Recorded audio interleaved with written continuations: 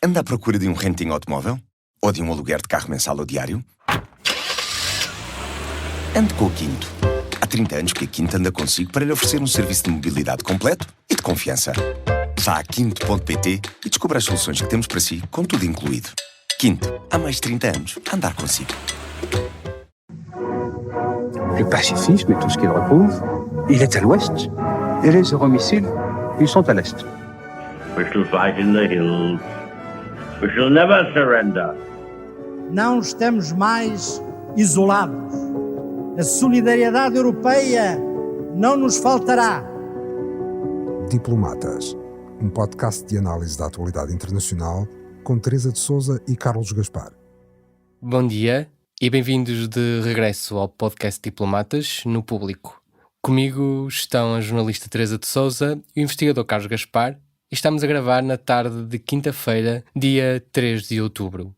O jornalista Amos Harel, numa análise que escreveu na quarta-feira no diário israelita Haaretz, dizia o seguinte: após quase um ano de luta, na terça-feira à noite, os israelitas estavam envolvidos numa guerra regional, que acontece depois do Irão se ter inserido no centro do conflito ao lançar um ataque de mísseis maciço e sem precedentes em solo israelita na terça-feira à noite.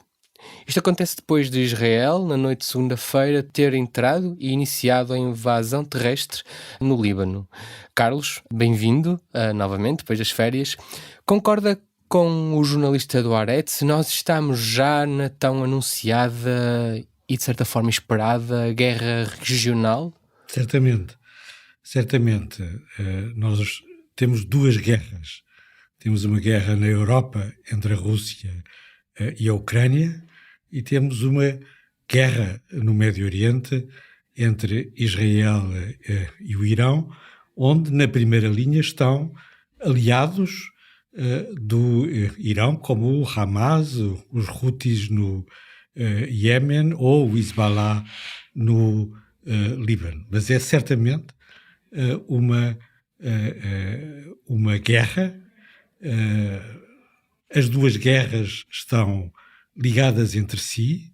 O Irão é um aliado da Rússia, um aliado militar da Rússia que tem fornecido a Moscovo os seus mísseis balísticos, os mesmos que lançou numa grande barragem contra Israel, contra as cidades do Estado de Israel, o mesmo que tem fornecido os drones, que são usados maciçamente nos bombardeamentos da Ucrânia.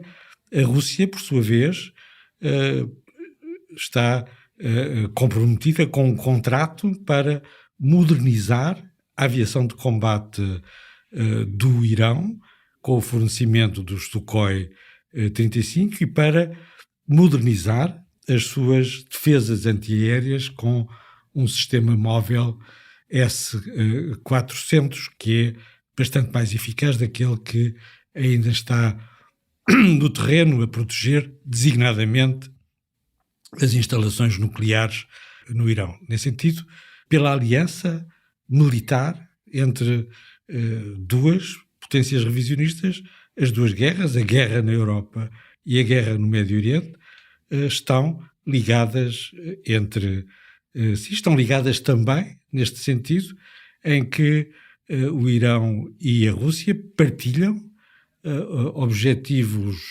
comuns de pôr em causa a ordem internacional, a ordem das Nações Unidas, a ordem comandada pelos Estados Unidos, e querem propor uma ordem alternativa de contornos vagos e imprecisos, mas uma ordem alternativa. Estão pelo menos unidos na luta contra essa ordem que os leva a atacar a Ucrânia na frente europeia, Israel no Médio Oriente. E Teresa, bem-vinda também, de novo. De um momento para o outro, nós o que vemos é que praticamente se deixa de falar de Gaza, e nós se há um mês estávamos a falar de Gaza, e apesar das operações a norte em Israel e no sul do Líbano, mas a verdade é que este alastrar da guerra, este alargar da guerra, praticamente se deixou de falar da situação em Gaza. Isto é também uma consequência deste alargamento da guerra e desta guerra regional? Se nós nos lembrarmos, eu lembro-me que falámos aqui na altura bastante sobre isso. Se nos lembrarmos do discurso de Benjamin Netanyahu no Congresso norte-americano, no princípio do verão, quando ele foi falar aos congressistas norte-americanos, comentámos, e comentou a imprensa internacional, naturalmente, e os observadores, que o grande foco do discurso de Netanyahu tinha sido o Irão como a principal ameaça não só ao Estado de Israel, mas à região do Médio Oriente e também, nas palavras dele, à civilização entendida como civilização universal.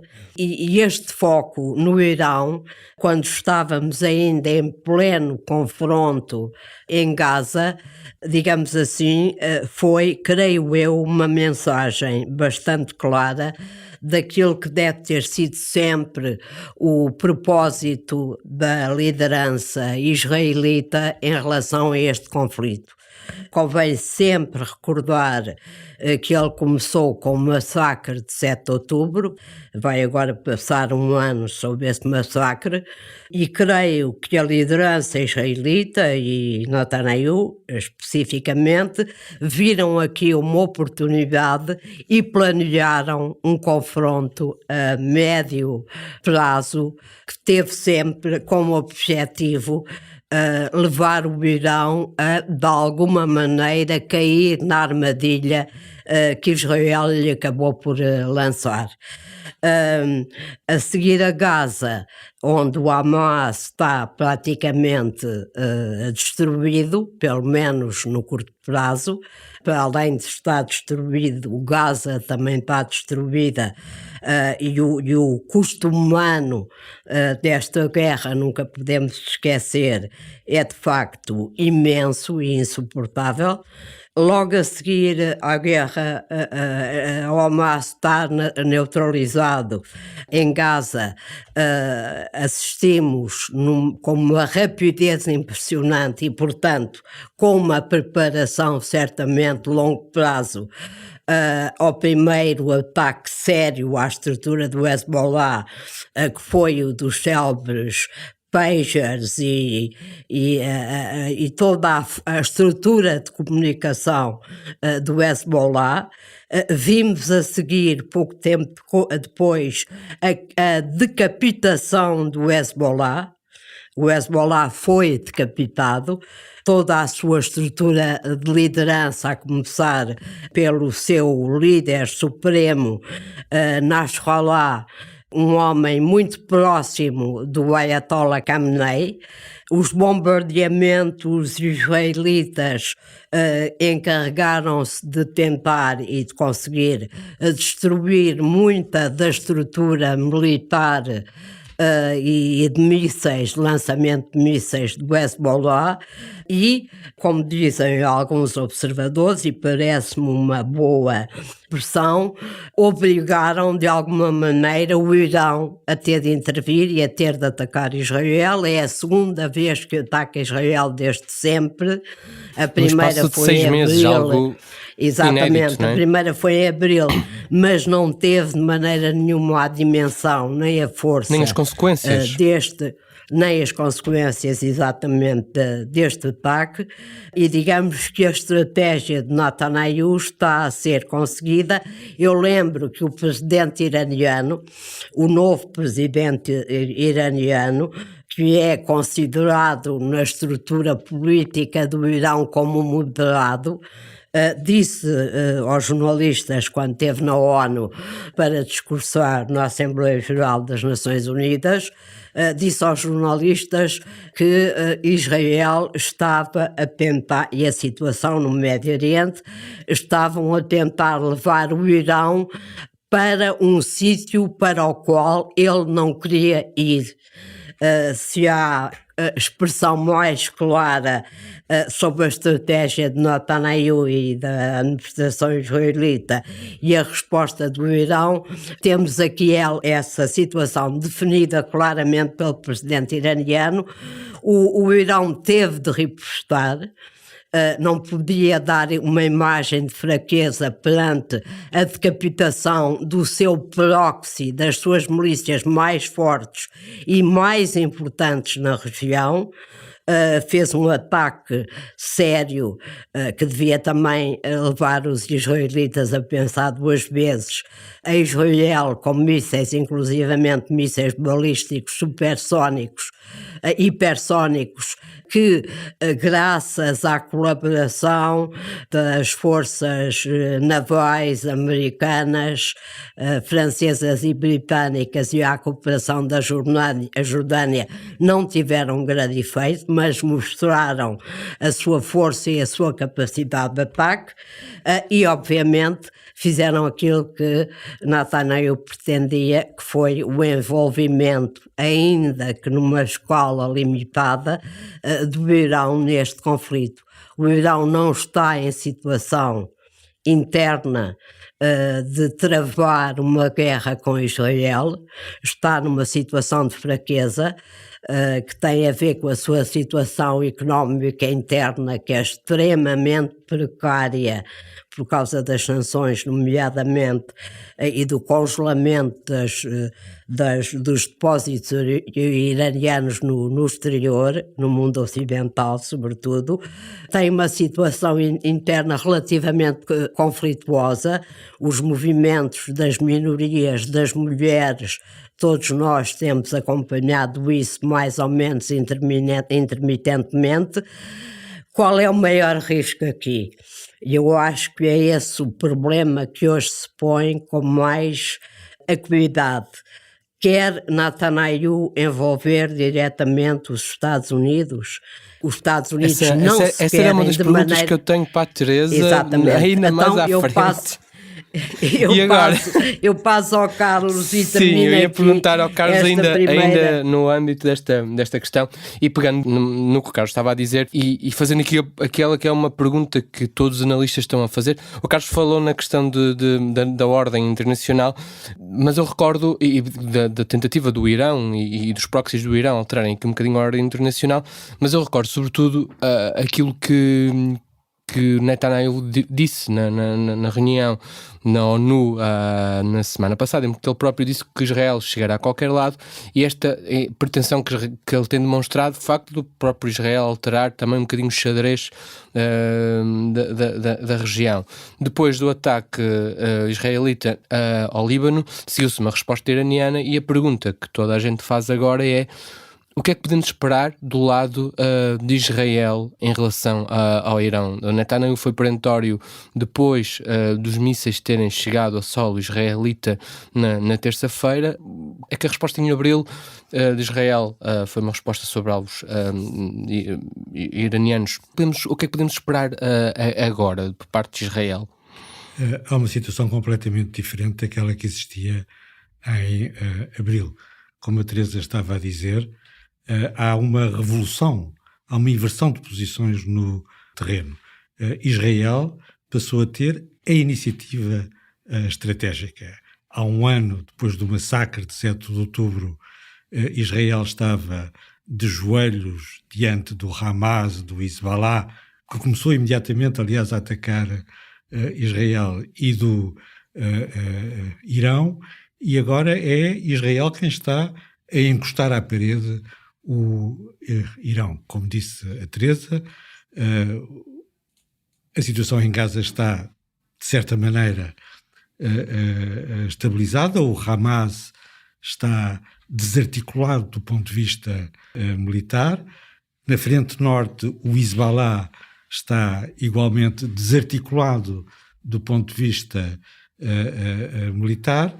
O passo seguinte para Israel, na estratégia de Israel, é atacar o Irão para neutralizar as capacidades nucleares militares do Irão. Os mísseis do Hezbollah eram a primeira linha de defesa, era o sistema de dissuasão do Irão. Se Israel se atrevesse a atacar as instalações nucleares no Irão, o Hezbollah podia fazer um ataque devastador contra as cidades israelitas. E aparentemente já não está nessa posição. Por certo, ainda há um número importante de lançadores de mísseis e de mísseis balísticos operacionais no Líbano, e é nesse sentido que as operações terrestres israelitas estão a prosseguir, mas essa ameaça de atacar as cidades israelitas a partir do sul do Líbano deixou de ter a credibilidade que tinha há 8 dias. E nesse sentido aquilo que nós podemos esperar é uma escalada de Israel contra o Irão. A Teresa estava a levantar um outro problema, que é se o fará isoladamente ou não, mas eu deixo a pergunta para o Ivo. Eu só posso acrescentar uma coisa em relação à relação entre a guerra da Ucrânia e a guerra no Médio Oriente, embora concorde plenamente com aquilo que o Carlos disse sobre o assunto. O Irão também está a compreender nestes últimos tempos que a Rússia não é um aliado tão predisposto à ajuda como poderia pensar quando forneceu à Rússia armamento, drones, etc., para atacarem a Ucrânia. O Carlos referia os S-35 que a Rússia prometeu ao Irão, porque o Irão não tem aviação neste momento, o que é um drama para resistir, seja aquilo que for. E os S-400, os sistemas antimísseis balísticos, ataques aéreos, estas duas promessas até à data, segundo informações americanas e israelitas, não foram concedidas. E porquê? Porque a Rússia tem os seus objetivos, tem os seus interesses e, nomeadamente, não quer colocar-se tão claramente do lado do Irão por causa de um país que é o maior inimigo do Irão, além de Israel, na zona, que é a Arábia Saudita. Para a Rússia, o preço do petróleo é vital nos mercados internacionais para o esforço de guerra. Uma política saudita mais de acordo com aquilo que a América quer ou que aquilo que interessa à própria Arábia Saudita poderia ter efeitos negativos e, portanto, digamos, a Rússia, Moscovo, Putin faz aqui um jogo duplo em relação ao Irão, que também não o deixará completamente tranquilo. Um outro ponto. O Irão aprendeu naquela guerra terrível de 1980-1988, muita gente já não se lembrará, eu lembro-me perfeitamente, entre o Iraque e o Irão, que provocou milhões de mortos de um lado e do outro, mas sobretudo do lado iraniano. O Irão decidiu 3 coisas para a sua doutrina de defesa e segurança. Primeiro, iniciar o programa de dissuasão nuclear, o programa nuclear iraniano, que ainda não está concluído pelas razões que nós sabemos. Segundo, dotar-se de uma capacidade de fabrico de mísseis balísticos robusta, coisa que aconteceu, e em terceiro, nunca mais se envolver diretamente numa guerra, fazendo as guerras por via dos seus proxies. É essa rede de proxies que Israel está, neste momento, a tentar destruir. Portanto, é também a estratégia iraniana que está a ser posta em causa com este conflito que começou em Gaza e que arrisca alastrar-se à região. E é nesse sentido que, se houver uma destruição ou uma neutralização do sistema nuclear, todos os objetivos da política externa iraniana ficam postos em causa, e isso abre a questão da própria sobrevivência do regime iraniano. E devolvendo agora outra questão aqui à Teresa, e nós estamos a falar um pouco sobre isto, e porque de facto este conflito não se joga apenas no terreno, é também ele diplomático. Um aspecto importante que estas semanas têm demonstrado é a total desautorização e a total forma com que Benjamin Netanyahu lida com os seus aliados, principalmente os Estados Unidos, e esta intervenção em relação ao Líbano é talvez um dos melhores exemplos desta relação, que nós podemos dizer assim, que é conturbada, no mínimo. Houve apelos de contenção por parte de Washington para que não se escalasse. Houve a tentativa de um acordo de paz com o Hezbollah, que, segundo o que se sabe, terá sido rejeitado por próprio Netanyahu, e finalmente há o avanço de Israel para norte, e vemos novamente a diplomacia norte-americana a dar respaldo depois às ações de Netanyahu. Teresa, a menos de 5 semanas das eleições norte-americanas, o primeiro-ministro de Israel sente que tem carta branca para, no fundo, fazer o que quer? Quer dizer, eu li há pouco tempo uma análise de um think tank norte-americano que dizia que Joe Biden estava convencido desde a primeira hora, quando houve a primeira reação ao massacre de 7 de outubro, que Netanyahu faria todos os esforços para envolver os Estados Unidos nesta guerra. E isso também ajuda a explicar a pressão, a prudência com que a administração americana tentou ligar com o conflito, como disseste muito bem, com muito pouco êxito. E porquê é que com muito pouco êxito? Porque, para usar uma expressão popular, se me é permitido, Netanyahu sabe que tem as costas quentes, como diz o povo, ou seja, Netanyahu sabe que Biden, pelo seu passado, pela mentalidade, pela sua experiência política, pela sua fidelidade à defesa do Estado de Israel, que vem de muito longe. Ele próprio se dizia, o presidente Biden se dizia de si próprio que era um sionista, disse-o várias vezes. Sabia que Biden teria sempre uma grande dificuldade em última análise, em não continuar a apoiar Israel da forma como apoia, que é com armamento, o armamento indispensável para que Israel possa levar em diante esta sua estratégia de natureza regional. Contou muito com isso, contou com acerto. É muito difícil ainda hoje. Israel é uma questão de política interna norte-americana, não é uma questão de política externa. Pode ser que as mudanças em curso nos Estados Unidos, mudança geracional, mudança demográfica, um dia destes façam de Israel uma questão de política externa, mas neste momento ela ainda é uma questão de política interna, e Netanyahu contou com isso. Eu dou só um exemplo.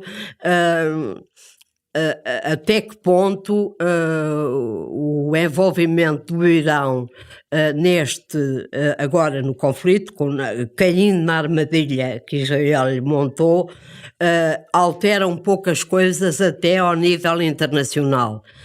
Hoje o Eliseu emitiu um comunicado do presidente Macron, dizendo que a França estará sempre ao lado de Israel e defenderá sempre a segurança de Israel no caso de haver um conflito com o Irão.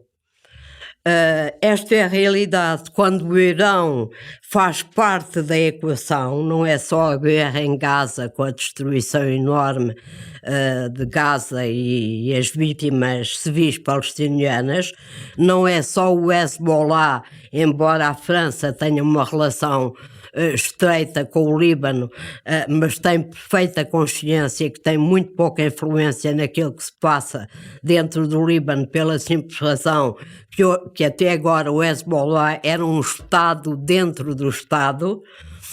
A própria França, quando o Irão está envolvido, faz uma declaração destas. Isto convém a Netanyahu, porque sabe que da parte da Europa e da parte dos Estados Unidos o Irão é um assunto muito sério. E se o Carlos disse há pouco tempo que as posições se inverteram, Israel hoje está, no fundo, numa posição mais confortável, o próprio Netanyahu também está numa posição mais confortável, Carlos. A perfeição não é deste mundo, mas a questão importante é que esta viragem, a ofensiva de Israel, a capacidade que Israel demonstrou para passar à iniciativa e a capacidade que Israel está a demonstrar em relação aos Estados Unidos, em relação à França, em relação à Arábia Saudita, de que Israel está a neutralizar os inimigos dos Estados Unidos, da França e da Arábia Saudita, pode alterar a equação diplomática. Se o Irão tiver mísseis nucleares, esses mísseis nucleares podem atingir a França, dificilmente atingirão os Estados Unidos. Podem destruir a Arábia Saudita, dificilmente atingirão os Estados Unidos. E essa viragem militar, a viragem no terreno das operações militares, tem um sentido político e estratégico e um sentido diplomático para Israel, que aparentemente a França já reconheceu, os sauditas reconheceram mesmo antes dele acontecer, mas que os Estados Unidos não estão em condições de reconhecer, porque os Estados Unidos não têm uma estratégia para o Médio Oriente.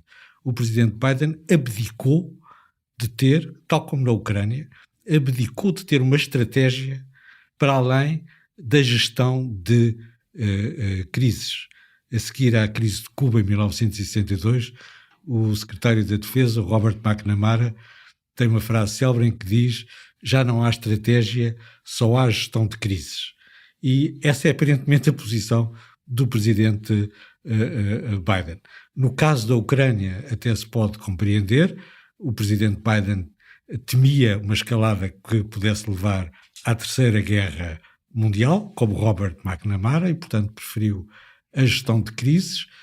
No caso do Médio Oriente é mais difícil de explicar porque não tem do outro lado a outra grande potência nuclear. Mas aparentemente o reflexo do presidente Biden e dos seus mais próximos conselheiros de segurança nacional é, perante uma situação como aquela que está no Médio Oriente, a única coisa que os Estados Unidos são capazes de dizer é apelar ao cessar-fogo. Ora, este é o papel do secretário-geral das Nações Unidas, não é o papel do presidente dos Estados Unidos. Só uma palavra para dizer que no meio disto tudo o Estado palestiniano fica remetido para terceiro lugar, embora se continue a dizer que a solução final para tudo isto é a existência de dois Estados, Israel e a Palestina. E para dizer também que Netanyahu não se importa nada, certamente, com o impacto desta situação nos Estados Unidos da América, porque gostaria imenso que Donald Trump ganhasse as eleições. Muito obrigado. Nós regressamos na próxima semana. Até para a semana. Obrigado. O podcast Diplomatas é uma parceria Público-IPRI, Instituto Português de Relações Internacionais.